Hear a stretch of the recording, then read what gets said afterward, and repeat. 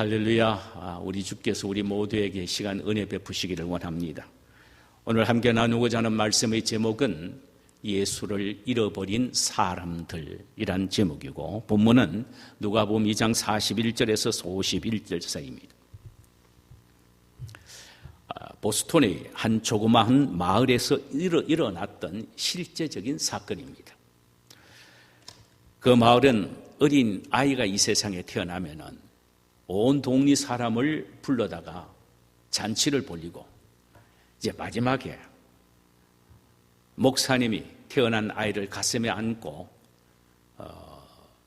물로서 유아 세례를 주면서 축복 기도를 하는 것으로 클라이막스를 맺습니다. 한 가정에 한 아기가 태어났습니다. 유아 세례를 받게 되는 날이었어요. 온 동리 사람들이 모여들었습니다. 그때는 아주 추운 겨울이었습니다. 모두 다 실내에 들어서 외투를 벗어서 옷걸이에 걸어서 가지런히 걸어놓습니다. 그런데 나중에 온 사람은 옷걸이가 없으니까 안방에 침대 위에다가 자기가 입고 온 외투를 얹어놓습니다. 그 이후에 온 사람들은 모두 다 침대 위에 자신의 외투를 얹어놓습니다. 한참 잔치가 끝나고 이제 마지막 클라이막스 시간이 됐습니다. 아이에게 유아 세례를 받도록 하기 위하여 엄마가 안방에 들어가면서 깜짝 놀라서 소리를 칩니다. 외투들을 그 아이 위에다가 덮어놓은 것입니다. 그래서 그 아이는 압사당하고 만 것입니다. 주인공인 아기는 없는데 손님들은 즐겁게 먹고 마시고 떠들고 좋아했다는 것입니다. 성탄은 인류의 주인 되신 예수 그리스도가 탄생하신 주간이 성탄 주간이죠. 그날이 성탄 날이에요. 사실 이 성탄 절기에 예수는 없이 자기만의 즐거움이 도취되어 살아가고 있는 사람들이 우리 주변에 얼마나 많은지 모릅니다. 오늘 본문은 우리 모두가 잘 알고 있는 내용입니다. 예수님의 소년기 시절인 12살 때에 있었던 사건의 기록입니다. 예수님이 12살 되시던 어느 날 유월절 절기를 지키기 위하여 부모님과 함께 예루살렘으로 올라가게 됩니다. 일주일 동안 벌어지는 그 절기를 마치고 부모님과 함께 갈릴리 나사렛으로 돌아오게 됩니다. 그런데 하룻길을 걸어오다 보니까 아들 예수가 없어진 것입니다. 부모가 얼마나 충격을 받았겠어요. 그들은 아들 예수를 찾기 위하여 3일을 헤매다가 결국 3일 만에 예루살렘 성전에서 발견을 하게 됩니다. 마리아와 요셉은 도저히 잃어버릴 수도 없고 잃어버려서는 안 되는 예수를 잃어버린 것입니다. 그것도 잃어버린 지 하루 만에 그 사실을 알게 된 것입니다. 1시간, 2시간 만에 안 것이 아니라 하루 만에 알게 된 것입니다.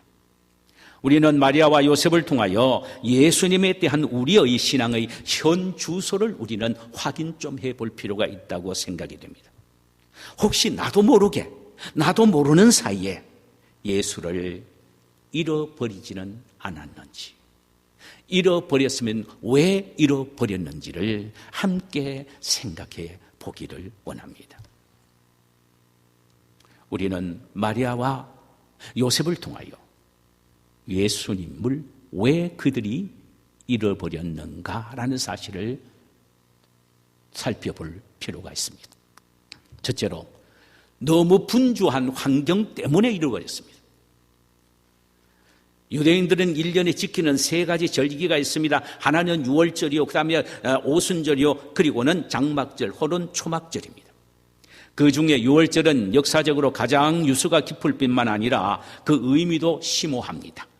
이스라엘 백성들이 애굽에서 해방된 날을 기념하는 절기이기에 제일 성대하고 큰 절기였습니다. 아빕월, 유대 원력으로는 정월 14일 저녁부터 일주일 동안 지키는 절기였습니다.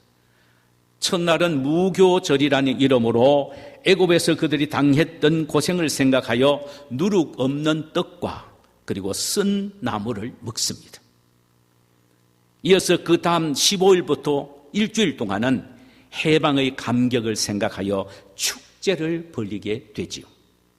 이때에는 12살 이상 되는 모든 유대인들은 다 예루살렘으로 모이게 됩니다.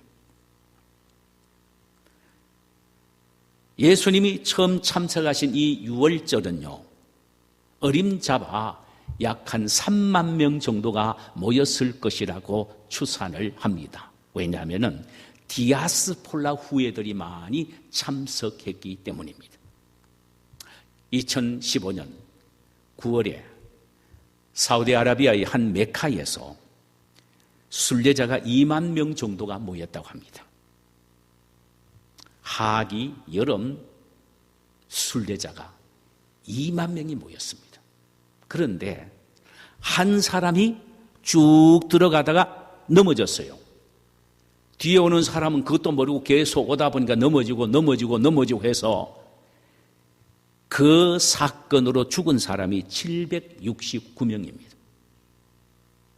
그리고 934명이 부상당하는 아주 비극적인 사건이 벌어졌죠.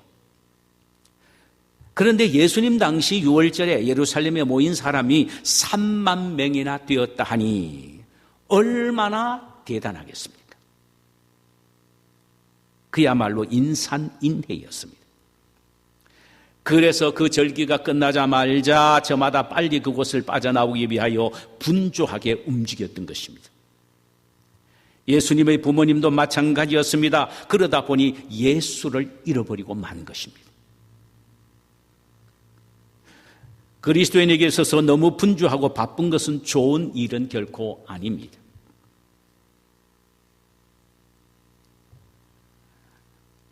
성경 한 장 볼 정도의 여유도 없고 편히 앉아 커피 한 잔 마실 수 있는 여유도 없이 바쁘고 조용히 앉아서 잠깐이라도 하나님 앞에 묵상 기도하는 시간의 여유조차 없다면 그것은 깊이 한번 생각해 볼 필요가 있습니다. 여러분은 부모님이 자식들을 분주하게 만든다는 사실을 여러분은 인식하십니까? 고등학교 10학년만 되면은 거의 모든 부모들은요, 여러분들 빼놓고 거의 모든 부모들은 자식들에게 대학에 들어갈 때까지만이라는 단서를 붙여서 주일 교회에 나오지 않고 SAT 학원이나 PSAT 학원을 가도록 설득을 합니다. 교회의 중직자 부모도 예외는 아닐 것입니다. 기억하십시오. 고등학교 때 열심히 교회에 출석하던 아이도 대학에 들어가기만 하면은 교회에 나오지 않는 것이 태반인데 고등학교 때 출석을 중단한 아이가 대학에 들어가고 난 이후에 교회에 나온다고요? 어림없습니다. 그때는 이미 세상의 가치관 속에 사로잡혀 있기 때문에 교회에 돌아오기란 여간 힘드는 일이 아닌 것입니다. 부모가 자식을 분주하게 만들므로 예수를 잃어버리게 만든 것입니다.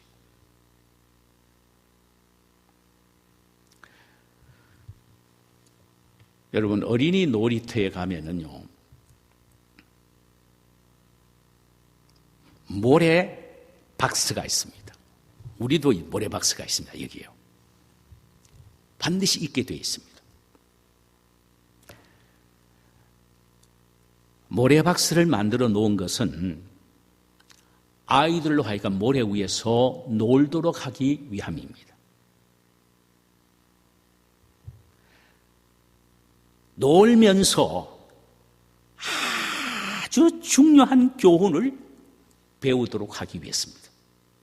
모래 박스 안에서 놀면서 말이에요. 아주 중요한 교훈을 배우도록 하기 위해서입니다.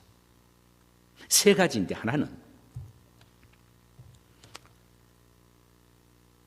그 아이들이 자기들이 손으로 모래를 아무리 한 움큼 두 움큼씩 거머쥐어도 손에 들어오는 것은 하나도 없는 것을 통하여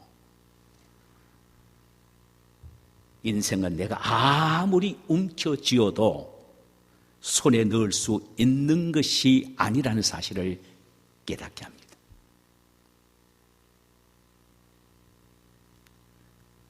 또 하나는 아무리 정성스럽게 모래성을 쌓아도 곧 무너지는 모습을 통하여 인간의 능력의 유약함과 자신의 존재의 연약함을 발견하게 하는 것입니다. 마지막 하나는, 더 놀라운 것은 중요한 진리인 진실을 가르치기 위해서입니다.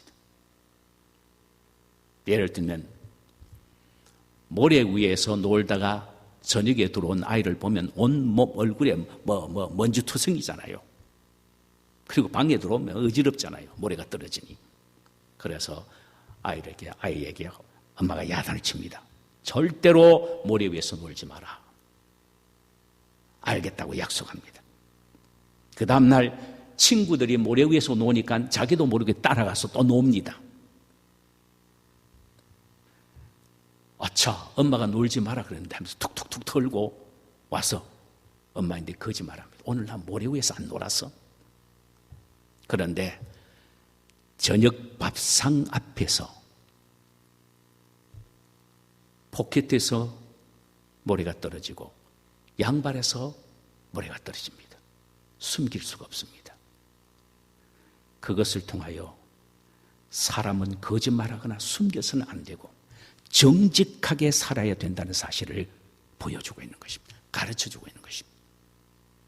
여러분, 이것이 제가 하는 말이 아니고 교육 심리학자들이 한 이야기를 제가 인용한 것입니다.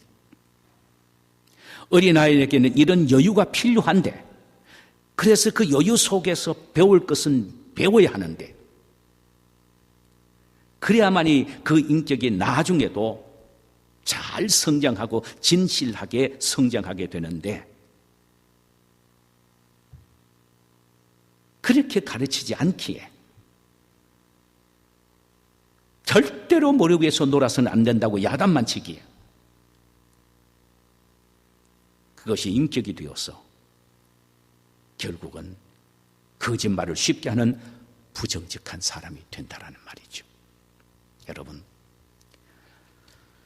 여러분의 삶이 혹시 분주하지는 않습니까? 주일 예배 드릴 때는 예수를 찾았는데 일주일 내내 세상살이 하다 보니까 바빠서 예수를 잃어버리고 살다가 주일 교회에 와서 다시 예수를 찾지는 않으십니까? 예수 잃어버린 인생, 아무리 세상적인 것 많이 소유해도 다 헛것이라는 사실을 우리는 알아야 할 것입니다. 이 성탄절기에 나의 분주함으로, 나의 분주함 때문에 내 속에 계신 예수를 혹시나 내가 잃어버리지는 않았는지 한번 스스로가 확인해 볼 필요가 있습니다. 두 번째로, 요셉과 마리아는 두 눈을 가지고 있었지만 한 눈을 팔다가 예수를 잃어버린 것입니다. 한 눈 팔다가. 우리는 유월절 절기를 마치고 내려오는 요셉과 마리아를 상상해 볼 수 있습니다. 아마도 이 부부는 수많은 인파의 다양한 모습 속에서 정신이 빼앗겼을지도 모릅니다. 특히 전 세계에 흩어져 있던 디아스폴라의 후예들의 그 변화무쌍한 모습들을 보고 혼이 빠졌을지도 모릅니다. 여러분, 기원전 720년과 600년에 북쪽 이스라엘과 남쪽 유다가 각각 아수르와 바벨론에게 멸망을 당합니다. 그런데 70년 후에 다시 돌아오지요. 그런데 돌아오지 않고 그곳에 머문 사람들이 있습니다. 두 종류의 사람이었는데, 한 종류의 사람은 자폰을 한 사람들입니다. 이방 여인과 이방 남자와 결혼을 함으로 예루살렘으로 돌아와 봤자 개 취급을 받으니까 안 온 것입니다. 또 한 경우는 그곳에서 갖은 고생을 하면서 악착같이 돈을 벌어서 부자가 된 사람들입니다. 그들이 그 모든 것을 버리고 올 수 있는 그런 용기가 없었습니다. 그래서 그곳에 머물러 있습니다. 근데 중요한 것은 이 부모들 마음속에는 자신들은 거기에 머물러 있어도 자기네들의 후손들은 예루살렘에 대한 이야기를 많이 가르칩니다. 그리고 유대인의 정체성에 대해서 많이 가르칩니다. 가르치고는 절기가 되면은 가장 돈 버는 건 돈밖에 없으니까 많은 돈을 그들에게 지어주면서, 후손들에게 지어주면서, 그리고 그 당시에 이방 나라에 휘황찬란했던 그 문화의 이기를 누리면서 좋은 옷과 귀걸이, 코걸이, 목걸이 같은 거 번쩍번쩍하면서 그걸 가지고 예루살렘으로 후손들이 옵니다. 이것이 바로 디아스폴라의 후예들입니다. 지금 이들이 여기 와 있어요. 그 번쩍번쩍한 모습을 보면서 마리아와 요셉은 혼이 나갔던 것입니다. 가나안 목수였던 요셉 부부는 이들의 휘황찬란한 모습을 보고 정신이 없었으며 그들을 구경하는데 혼이 나갔었습니다. 그러다 보니 예수에 대하여 순간적으로 깜빡했던 것입니다. 관심도 없어져 버렸어요. 또 이렇게 한번 생각해 볼 필요가 있습니다. 예루살렘에서 나사렛까지는 약 92km, 58마일입니다. 아무리 빨리 걸어도 이틀 이상은 충분히 와 3일 정도는 가야 합니다. 긴 여정입니다. 그런데 오면서 남자들은 남자끼리 모여서, 여자들은 여자끼리 모여서 이야기하면서 내려옵니다. 우리가 잘 알지 않습니까? 가정사 이야기하고 자식 이야기하고 등등 여러 가지 이야기로 꽃을 피우면서 내려와야 지겹지 않지 않습니까? 그렇게 먼 길을 내려오고 있습니다. 그들은 사람 만나서 이야기하는 재미에 눈이 팔려 아들을 잃어버린 줄도 모르고 내려온 것입니다. 여러분, 이것이 요셉 부부만의 이야기입니까? 오늘날 우리의 이야기도 될 수 있습니다. 우리 역시 순간순간 세상에 눈을 돌릴 때가 많이 있지 않습니까?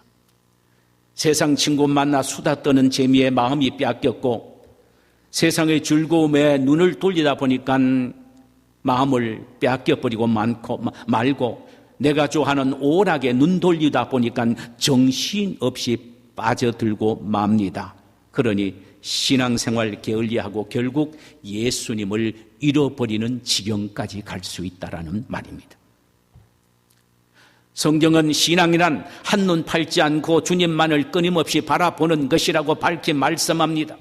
히브리서 13장 13절과 14절에 보니 오직 오늘이라 일컫는 동안에 매일 피차 권면하여 너희 중에 누구든지 죄의 유혹으로 완고하게 되지 않도록 하라. 우리가 시작할 때에 확실한 것을 끝까지 견고히 잡으면 처음 예수를 믿는 그 순간부터 진리의 말씀 예수를 굳게 붙잡고 견고히 붙잡고 확신한다면 그리스도와 함께 참여한 자가 되리라고 했습니다. 히브리서 12장 2절에 보니까 믿음의 주여 또 온전케 하시는 이인 예수를 바라보자라는 말은 예수님에게서 시선을 떼지 말라는 말입니다. 빌립보서 3장 13절과 14절에 보면 형제들아 나는 아직 내가 잡은 줄로 여기지 아니하고 오직 한 일, 즉 뒤에 있는 것을 잊어버리고 앞에 있는 것을 잡으려고 표대를 향하여 그리스도 예수 안에서 하나님이 위에서 부르신 부름의 상을 위하여 달려가노라. 하늘 아래 면류관을 바라보면서 전혀 시선을 딴 데 빼앗기지 않고 그 면류관을 향하여 바라보며 운동 경지자처럼 달려가야 된다는 것입니다.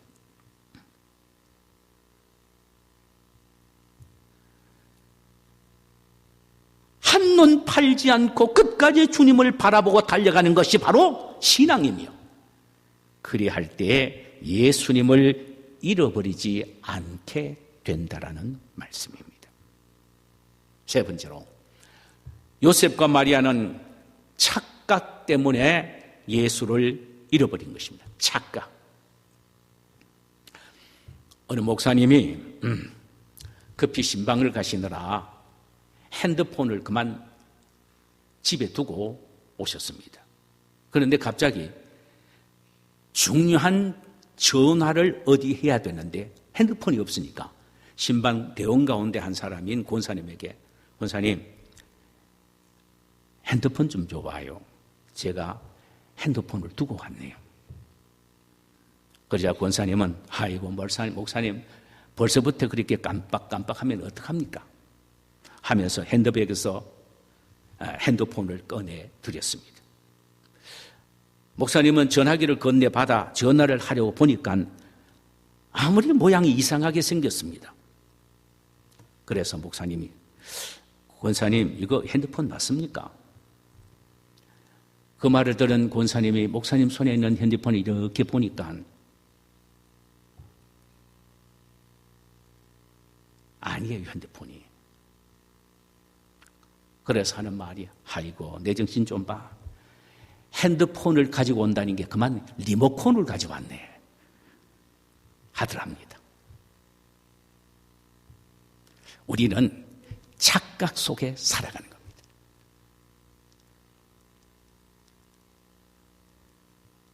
어제 제가 빨리 가야 될 때가 있어가지고 자동차 키를, 제 키를 포켓에 넣고 정로차를 타고 아무리 돌리니까 안 됩니까?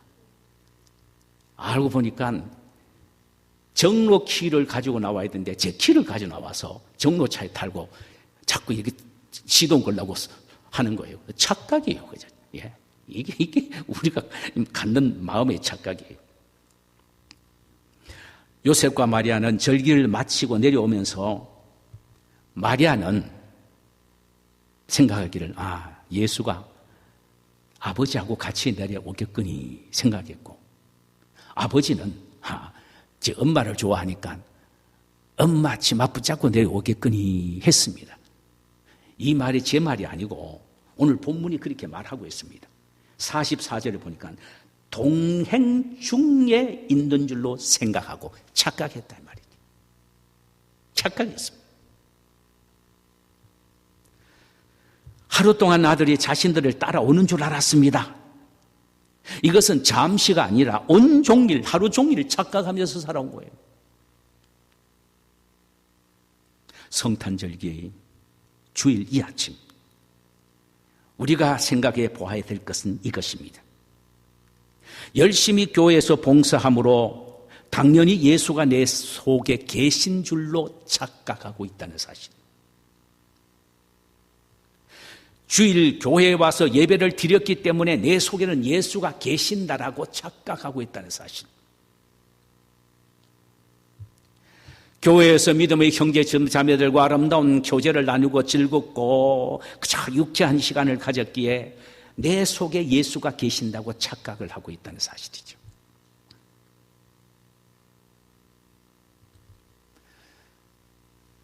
대형 교회의 위험 요소 가운데 하나는 많은 성도들 속에서의 벙벙 뜨는 분위기 때문에 예수가 내 속에 계신다고 착각하는 사람이 많다는 사실입니다. 저는 큰 교회에 14년 동안 있어봤기 때문에 이 부분을 너무나도 많이 보아왔습니다. 그런데 유명한 스폴전 목사님은 이에 대하여 다음과 같이 지적했었습니다. 예수님은 수많은 군중 속에서 만날 수 없고 개인적으로만 만날 수 있다. 이는 환경과 분위기 때문에 예수님이 자신 속에 계신다고 착각하지 말라는 것입니다. 주님은 개인적으로 당신과 교제를 나누는 성도와 함께 하시고 함께 만나 주신다는 의미입니다. 어떤 목사님이 자기 교회 성도들을 성도 한 가정에 신방을 하고 아파트에서 이렇게 나오는데 엘리베이터를 타고 나오는데 보니까 아주 그 주변에 있는 큰 교회의 교회패가 문짝만하게 만들어서 붙여놨더래요. 그래서 목사님이 몸을 돌려서 그 집에 초인종을 눌렸답니다. 부부가 한꺼번에 나왔습니다. 목사님은 자신의 신분을 숨기시고 묻습니다. 이 집에 예수님이 계십니까? 색시가 대답하기를 우리는 바로 이 교회에 다니고 있는 사람들입니다. 제 남편은 주일학교 부장이고 저는 성가대 솔리스트입니다. 그 말을 들은 목사님이 또 물으셨습니다. 아니, 제가 묻는 것은 이 집에 예수님이 계시느냐라는 물음입니다. 그 말을 듣던 남편이 예, 우리 아버지는 목사님이시고요. 우리 장인은 모모교회 장로님이시고 우리 장모님은 그 교회의 권사님이십니다. 목사님이 다시 물었어요. 아니, 제가 묻는 것은 부모님에 대한 것이 아니고 이 가정에 예수님이 계시느냐라고 묻습니다. 그 부부는 자신의 신앙과 환경과 사역의 분위기에 사로잡혀 신앙생활을 하는 것이 곧 예수님을 모시고 산다고 착각하고 대답을 했던 것입니다. 우리 깊이 명심해야 할 것은 예수는 어디까지나 개인적으로 만나 주시는 만남을 통하여 우리 마음속에 오시고 우리 마음속에서 친히 역사하십니다. 그런데 놀라운 것은 10년, 20년을 신앙생활을 해도 공동체의 분위기에 젖어서 교회 생활을 한 채 주님과의 개인적인 만남의 경험과 교제의 삶이 없이 신앙생활하는 사람이 우리 주변에 얼마나 많은지 모른다는 사실입니다. 그러면서도 그 사실을 모르고 자신 속에 예수님이 계신 것으로 착각하고 살아가고 있다는 말씀입니다. 성경에는 최고의 힘센 사람을 삼손이라고 말합니다. 그가 얼마나 강했던지 맨손으로 사자를 염소 새끼처럼 찢었고 에글론에서는 맨손으로 장정 30명을 손으로 쳐 죽였습니다. 여우 300마리를 한꺼번에 묶어서 그 꼬리에 불을 붙여서 블레셋의 곡식밭과 포도원과 감람나무를 몽땅 다 태워버리기도 했지요. 심지어 죽은 나귀 턱뼈로 블레셋 군인 1000명을 한꺼번에 죽이기도 했습니다. 그야말로 그는 그 누구도 감당할 수 없었던 천하무적의 괴력의 사나이였습니다. 그러나 그의 힘의 근원이 자르지 않는 머리카락에 있음을 계속 숨겨야 했었는데 들릴라에게 알려줬습니다. 삼손이 잠을 잘 때 들릴라가 삼손의 머리카락을 자르게 됩니다. 자고 있는 삼손에게 블레셋 군대가 들어닥쳤습니다. 삼손 깨어서 회심의 미소를 지으면서 힘을 발휘하기를 원했으나 그것은 착각이었습니다. 힘이 사라져버린 것입니다. 결국 그는 블레셋 군대에게 잡혀 두 눈이 뽑힌 채 짐승처럼 맷돌을 가는 신세가 되었죠. 그런데 사사기에서 16장 20절에 보니까 삼손에 대하여 이렇게 기록하고 있습니다. 여호와께서 이미 자신을 떠난 줄을 깨닫지 못하였더라. 아직도 내가 힘이 있다는 것으로 착각했다는 말씀이에요. 여러분, 여러분의 마음에 주님이 계십니까? 혹시 잃어버리고도 계시는 것으로 착각하고 있지는 않습니까? 만약에 예수를 잃어버렸다면 어떻게 해야 합니까? 반드시 찾아야 합니다. 찾되 잃어버렸다는 것을 깨닫는 즉시 찾아야 합니다.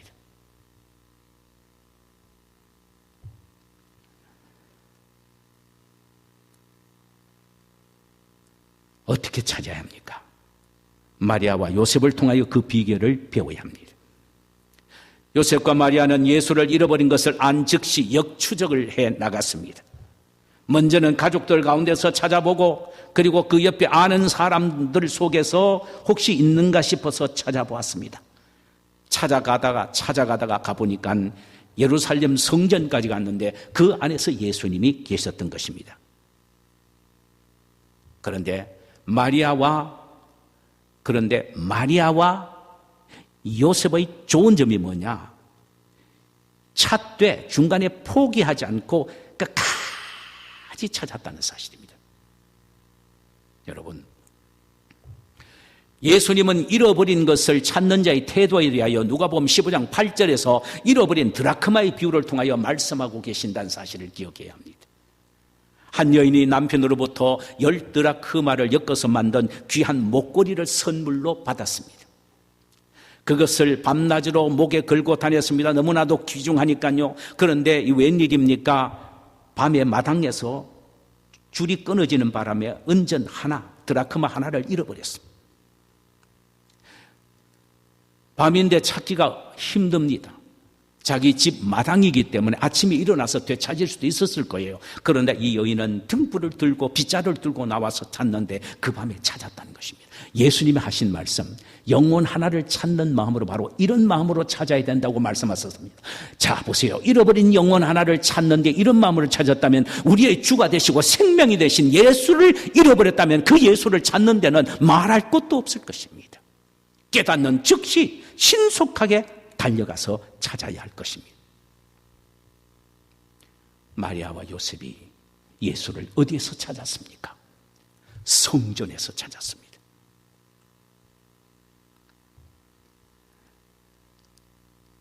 성전에서 발견한 마리아가 얘야 왜 여기 있니? 우리가 너 때문에 얼마나 걱정했는지 아니? 49절에 예수님의 대답은 이렇습니다. 어찌하여 나를 찾으시나이까? 내가 내 아버지 집에 있어야 될 줄 알지 못하였나이까? 성전은 아버지 집입니다. 아버지 집에서만 아들 예수를 만날 수 있다라는 의미가 됩니다. 오늘날 교회는 하나님의 집입니다. 이곳에서 하나님의 아들이신 예수님을 만날 수 있다라는 말씀이에요. 우리는 오늘 또 예수를 만나기 위하여 바로 이곳에 와서 그 하나님을 향하여 예배하고 찬양하고 기도하고 있는 것입니다.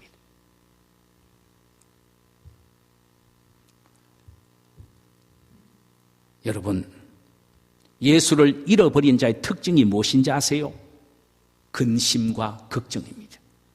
48절에 보니까 성전에 있는 예수를 본 마리아가 내 아버지와 내가 근심하는 일을 찾았노라. 자, 예수를 잃어버린 부모의 마음은 근심이었습니다. 걱정이었습니다. 그렇습니다.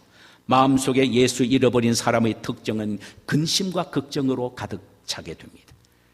우리의 마음이 평안이 없고 걱정과 근심이 계속되고 있다면 아마도 내 속에 예수님을 잃어버린 것이 아닌가 하는 것을 생각해 볼 필요가 있습니다.